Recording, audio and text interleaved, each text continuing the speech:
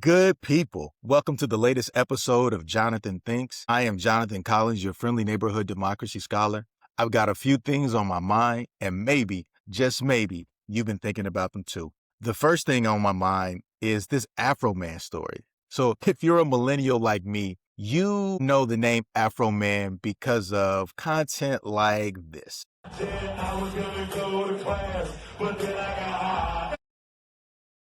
But now, Afroman has been all over social media going viral over the court case that he was recently a part of. So apparently in 2022, Afroman was the victim of a home invasion. Police officers invaded his home under a warrant for a investigation that was going on that was looking into drugs and kidnapping. And so Afroman ended up not being charged at all. And not only was he not charged, but then he decided to take the surveillance footage because he had cameras set up at his home, security cameras. He took the security camera footage and turned it into content.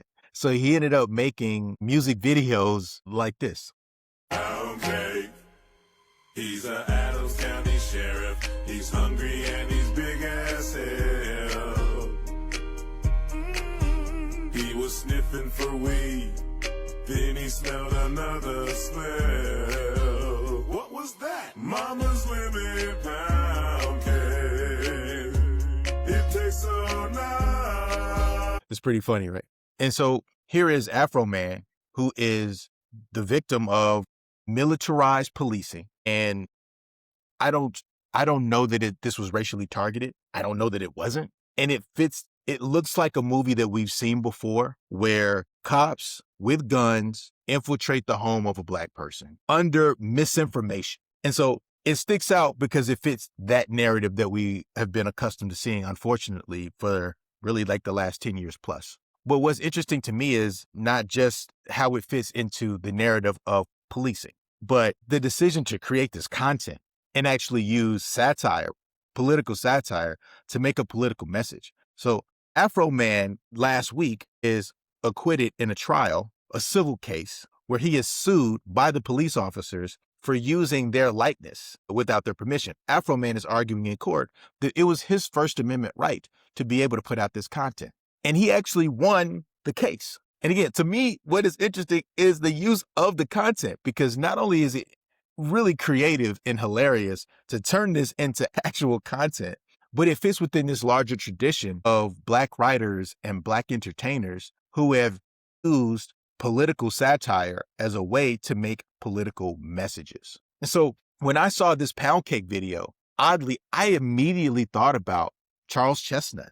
You know, he's a famous Black writer from, I think, like maybe early 20th century. And one of my favorite stories from Charles Chestnut is The Passing of Grandison. And it's a story about a slave who is able to showcase this crazy sense of loyalty to the slave master, of like rejecting anything that might remotely seem like that Grandison the slave has any interest in freedom and abolition.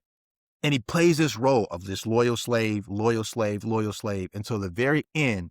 He sneaks out in the middle of the night, grabs his family, and escapes to Canada. And the final scene of the story is the slave master, who just knew that Grandison was down for the slavery, like had no interest in being free. Grandison loved his master, and his master seeing Grandison on the steamboat on his way to Canada with his family, waving happily at his master, who he had been deceiving the whole time. And I think about this, the use of satire and irony as a way to find humor while pointing out the indignity of the Black experience, the indecency of the Black experience, how institutions, both formal and informal, have been responsible for placing all kinds of social, economic, and political constraints on Black folks in America. And it's these creative geniuses that can take these mundane Black experiences and turn them into these larger political messages. And it doesn't just end with Charles Chestnut. It makes me think about Paul Laurence Dunbar in his poem, We Wear Masks. There's elements of this in the autobiography of the Ex-Colored Man by James Weldon Johnson. There's Zora Neale Hurston. And of course, George Schuyler's Black No More. This is great. It's a story about this. I think it's some kind of like a potion, or it's this creation. It's like a medical breakthrough, a medical innovation that essentially turns Black people's skin white. And the protagonist of the story really, really wants to be white because he sees this white woman that he wants to marry. So he goes through with the procedure, turns himself white, marries this white woman, joins a white supremacy group, and he's a part of this larger process of more and more Black people who want to be white, having this procedure done to become white. But it happens at such scale that then white people have to step back and they can't tell who is white. So then they start to create other social markers to separate. And it just shows how like white supremacy will preserve itself, but also just like how ridiculous and absurd race and racism in particular is in this country. In this, again, the use of political satire to show us this, to find the funny, the humor, the absurdity in it. And that is what Afro Man is doing with Yellow Pound Cake in these videos. Not only is he creating content, but he's fitting within this larger tradition of Black political resistance. And it just begs the question of seeing this happen now. These videos go viral, these videos on social media. I think we had this question of, will the revolution be televised? This is, a play on the Gil Scott-Heron quote. The revolution will not be televised. What if the revolution will be content created? What if this is the direction that we see like Black political resistance take, of like actually creating content that forces us to laugh and continues to point out the absurdity, the absolute ridiculousness of American racism? But that's what I think. I want to know what you think. Hit the comments. Let me know. Hit me up on social media. Let me know. I want to know what you think about the Afro Man story. I want to know what you think about the history of Black satire, other artists, writers, comedians. It'd be cool to just kind of form a list informally, and we could kind of trace the tradition together. Let me know. Something else that I'm thinking about related to this is a follow-up story from last week. So if you remember last week, I talked about the Florida International University College Republicans who were caught running a WhatsApp chat group that had all these racist things happening. There were, I think they caught over like 4,000 instances of the N-word being used. There was anti-Semitic language. Like I said, filth on top of filth on top of filth. Well, now the University of Florida College Republicans are suing the university for their First Amendment rights because they felt like it was being violated because the university was not allowing them to broadcast a video where students were doing the Nazi salute.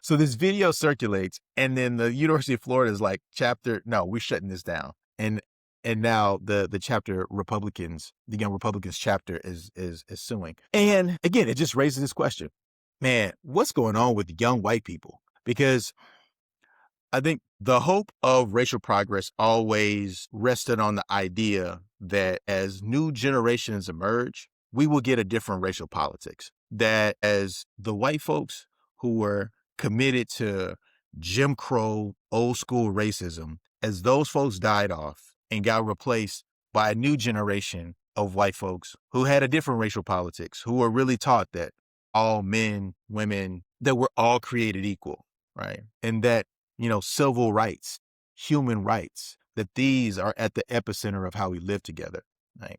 But this story is another continuation of a larger story that is really making me concerned as to whether or not that's really going to happen. And, I did a little bit more digging because remember I showed you the racial resentment graph, and I want to pull that back up again. So again, we've been measuring this concept of racial resentment in political science since the 90s. And racial resentment is a measure of a new form of racism. So again, there's the old form of racism that is support for like segregated facilities, and it's really embedded in the old form of racism. It's just the idea that Black people are just inferior to white people and that they have no business being able to occupy some of the same spaces and have rights and access to some of the same, opportunities and facilities. It's a very explicit, keep them over here, us over here type of racism. What we've been measuring more recently has been racial resentment, which is a new form of racism. And it hinges on this idea that there are white people who hold the sentiment that Black people just are simply getting things that they don't deserve. That America is about pulling yourself up by your bootstraps, and that if Black people are not getting the same kinds of outcomes as white people, it's because they're not working hard enough. And if anything, they're being enabled by a government that is just handing things to them without them working hard, right? We saw a rise in that feeling of racial resentment, this new form of racism, after Obama emerges in 2008. But if you look at the graph, we saw a decline in white racial resentment as Trump is starting to run in 2016. And we see a pretty steep decline. Well, guess what?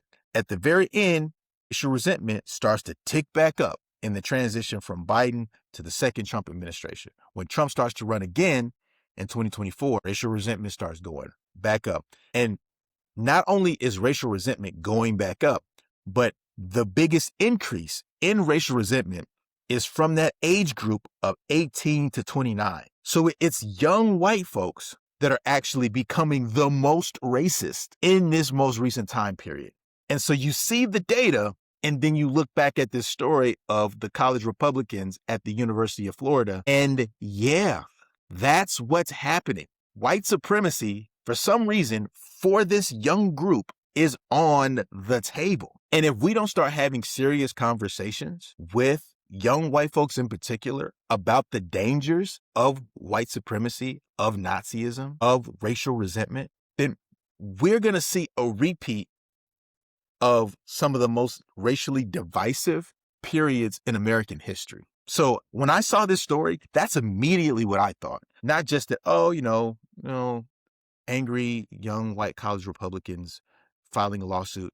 Oh, this makes the prospect, again, of a multicultural, multiracial American society become significantly more unlikely. So I'm concerned here. But I want to know what you think.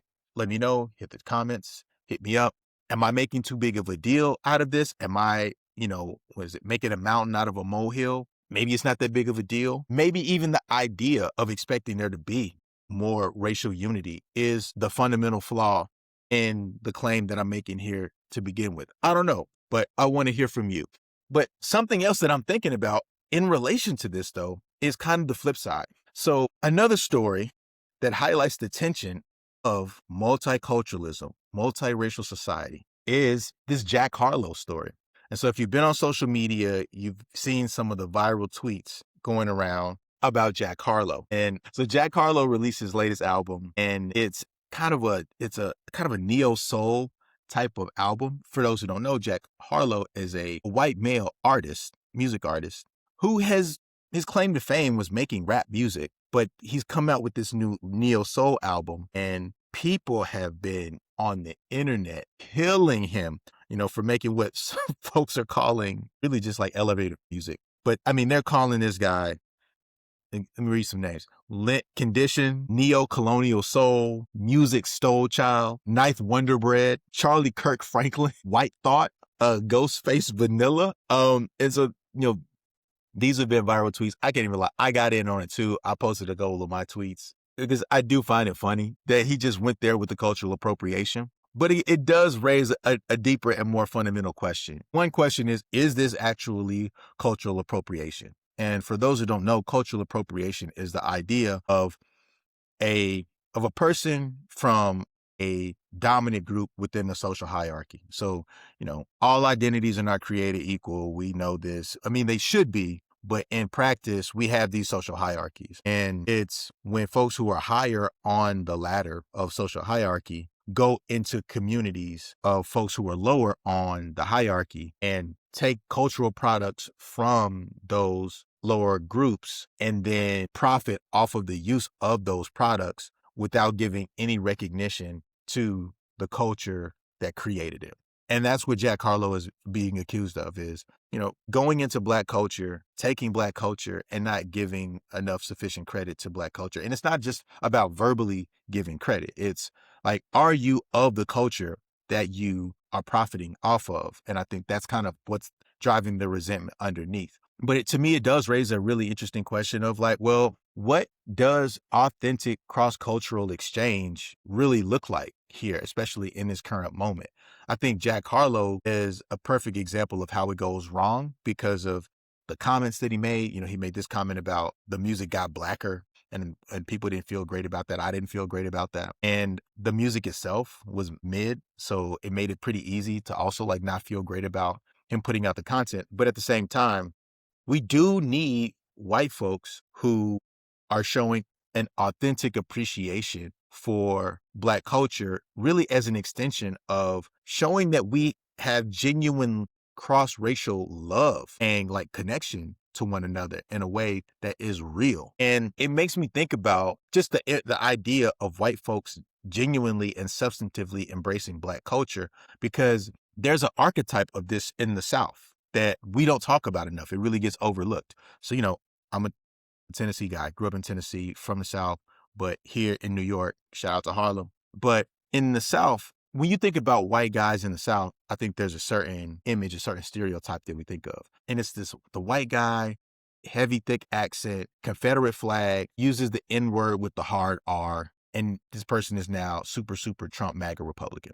But there's also this archetype of the white guy that is actually really immersed in Black culture. And it's like, it's real and it's genuine. And it's the white guy that hangs out with Black people, will go to dinner at the Black friends' homes, knows the Black friends' moms, and it's like almost extended family, listens to rap music, and is just as comfortable, if not more comfortable, with Black culture than with white culture. And this is why, like I talked about Traders a few weeks ago, this is why Rob was really interesting to me, because he's kind of that archetype of the white guy from the South that is actually interestingly multicultural. I mean, a part of this is because if you look at the research, it was actually the South where schools experienced the greatest level of desegregation in the late 20th century. And going to Jack Harlow, Louisville, Kentucky actually was one of the best examples of like genuine school desegregation, of like integrated schooling. Louisville, Kentucky, Jefferson County, where Jack Harlow is raised. And so there are there's kind of this hidden culture in the South of white folks who actually really like spend time with and are integrated with and really genuinely a part of Black culture. And I think that archetype has to be what we promote more. And that's the pathway to some sort of racial unity.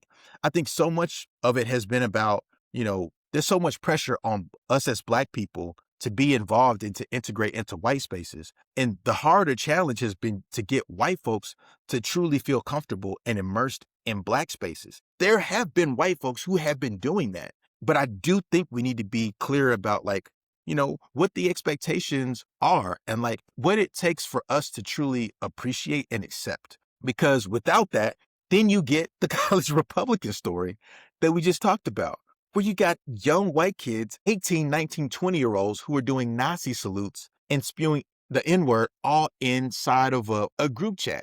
Like, these are our extremes here. It's what Jack Harlow, I think, was trying to be. And you got Rob, and you got some of these other folks that are genuinely, I think, committed to Black culture. And then you got this, right? And like, we got to find a way to find that happy medium of genuine respect, love, and appreciation for Black culture in particular as a pathway to true racial unity, while also keeping the boundaries up. Because the same way that there's this archetype, think about like Bubba Sparks, you think about Eminem, I think is another interesting example of this. There have been these white folks who have been committed to Black culture, but there have also been white folks who have dabbled in Black culture and then turned their backs and caused harm. This is Bill Clinton playing the saxophone on Arsenio Hall's show, and then signing into law a crime bill that put thousands and thousands of Black people in jail. Is Donald Trump, who the first time I ever saw Donald Trump was on the Fresh Prince of Bel-Air. right? Like he was a Black cultural icon to then now being a person who sits in the White House and enables white supremacy groups and who puts Proud Boys into positions of authority and power and allows white folks to storm the Capitol and grants them clemency. You got to be careful about who we accept as a part of Black culture. I get that. But at the same time, we do need to find and appreciate the folks who are making substantive, real, genuine cultural inroads here. But that concludes this episode of Jonathan Thinks. Again, I am Jonathan Collins, your friendly neighborhood democracy scholar. Remember that every time we convene, it's an opportunity to grow. We do it with love, we do it with joy, and we do it together. These were a few of my thoughts, and who knows, maybe, just maybe, you were thinking about them too. In fact, hit the comments. Let me know what you think. I want to hear from you. And in the meantime, peace.